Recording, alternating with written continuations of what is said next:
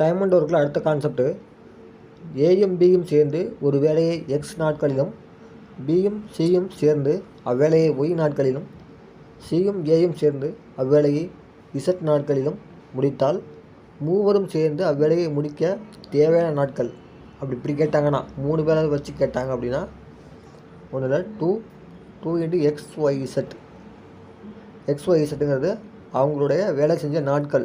X Y Z 3 பேர் நாட்கள். கீழே பாருங்கள், எக்ஸும் ஒய்யும், ஒய் இசட்டும் இசட் எக்ஸும் 3ஐயும் பெருக்கி கூட்டிக்கணும். கூட்டினோம்னா நமக்கு மூவரும் சேர்ந்து எத்தனை நாளில் முடித்தாங்கிற சொல்லிடலாம்.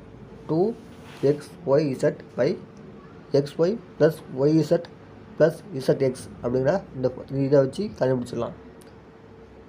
அடுத்தது, ஏ என்பவர் பியை விட n மடங்கு திறமையானவர் கொடுப்பாங்க. இப்போ ஏ என்பவர் பியை விட 2 மடங்கு திறமையானவர் அப்படின்னு ஒரு கணக்கில் கொடுப்பாங்க. டைம் அண்ட் ஒர்க்கில் ஒரு மாடல் கொடுப்பாங்க.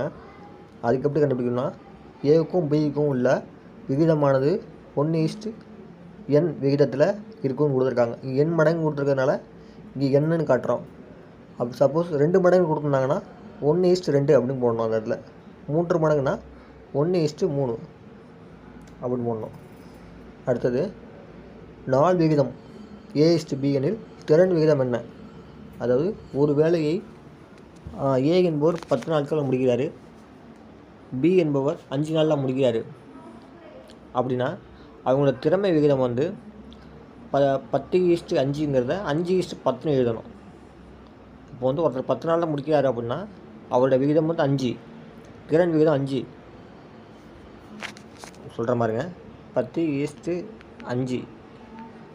ஏ வந்து 10 நாளில் முடிக்கிறாரு, பி என்பவர் 5 நாளில் முடிக்கிறாரு அப்படின்னா அவருடைய திறமை விகிதம் கண்டுபிடிக்கணும்னா அப்படியே மாற்றிக்கணும். ஏவுக்கு 5 திறமை விகிதம், பிக்கு 10 இது திறமை விகிதம்.